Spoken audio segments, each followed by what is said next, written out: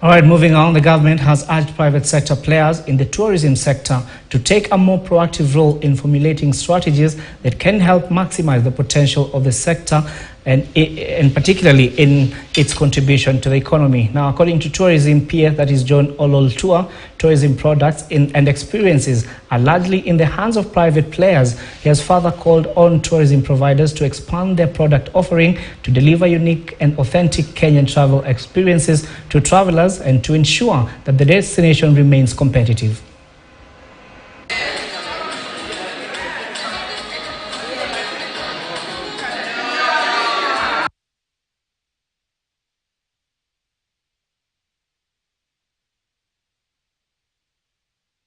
If you look at Kenya, we have the potential, just international tourists, before even looking at the domestic tourists, we have the potential to be able to reach very high numbers.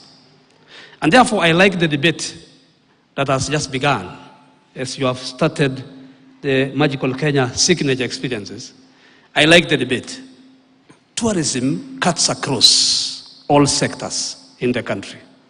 It is true that we have specific stakeholders in the tourism industry, like the members of the Kenya Tourism Federation and others. But if you look at even other ministries in government and other state departments, all of them have something to do with tourism. Look at trade. Tourism is about investment.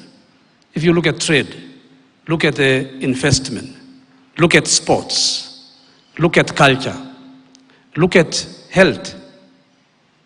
Look at foreign affairs. Look at diaspora affairs. Look at the East African community. Look at agriculture. Right?